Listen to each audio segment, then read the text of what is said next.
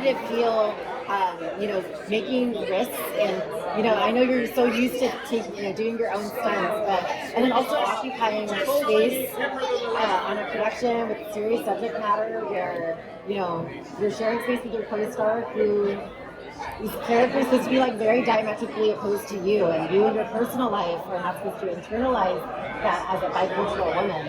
Yeah, that's a great question. I think you have to do a lot of work to protect your instrument, when you take on certain topics, and whether it's research or you guys did it without me. I felt like we were operating in a really safe space to be able to explore these topics, and that's a tribute to our director and the entire cast and crew who were there to actually service the story. So Dominique Fishback, speaking of protecting her piece, she advocated and negotiated for an on-set therapist. Do you feel like that would have been really important, or did you already have one, all considering, Oh, honey, I stay in therapy. I'm a believer in it. I think, as the industry progresses, I think we have to continuously talk about how to protect our mental health. One thing, my late brother, the great Michael K. Williams, would say to me all the time was, Jern, the body doesn't know that it's not real. And it is so important for us as artists. We seek danger. We seek stories that make us uncomfortable. We seek to hold a mirror up to society. And I believe that's important for us to protect ourselves in the process. Yes, and one more question really quickly. So, how much research and amount of preparation did you do with Justin, as well as for, this person who's real, Detective Carney? How much did you do? Did you talk to her? Actually, my character was originally written as a man.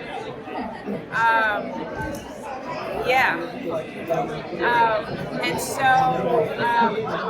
I did speak to a few former special agents, particularly women of color who held this position, and just want to know what it was like to operate in this space. Being an other in such a white male dominated space, like the Euros, even more in the 80s, right? The film takes place.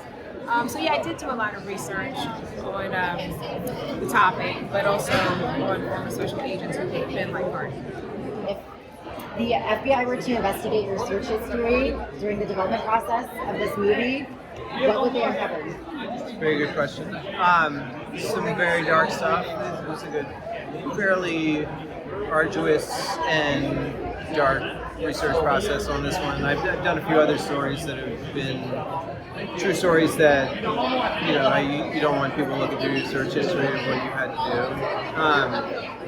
do. Unfortunately, a lot of these stories are publicly available, and they're people finding this stuff in the wrong way, for the wrong reasons. But, it was a pretty dark research process, and it came out of a lot of stories that were happening contemporaneously in America and like sort of all over the world. This shift to real extremism and domestic terrorism, and it felt like it was really the right time to try and understand where this stuff had been birthed from, and try to find a story that could talk about why these things are happening both in America and sort of all over the world.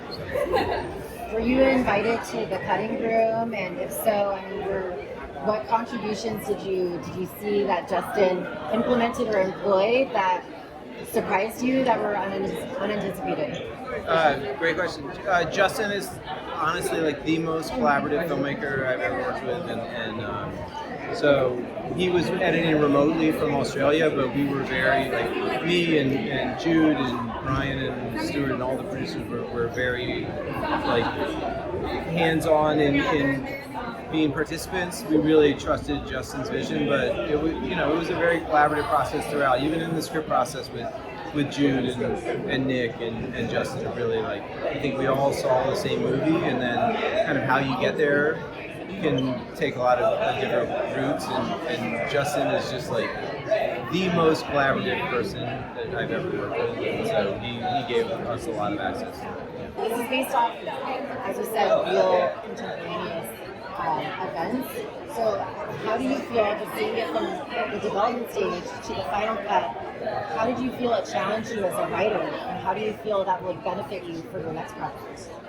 I mean, this was a really challenging development process. It was something that the producers and I saw. There was a movie here from the very beginning, but sort of what the shape of that looked like, and what the character paths to sort of arc the more procedural elements of the movie took a really, really long time. So, I mean, I think what I would take away from it for the most is that I felt like I was in the safest hands with Justin and Jude and Nick and Jurnee and the actors, and that we had the bones of an incredibly taut, important story. And then if you can build that and you're all talking about the same thing, that there's a lot of flexibility involved in like how do we make it genuine and realistic and kind of sort of break the boundaries of what a procedural crime thriller is.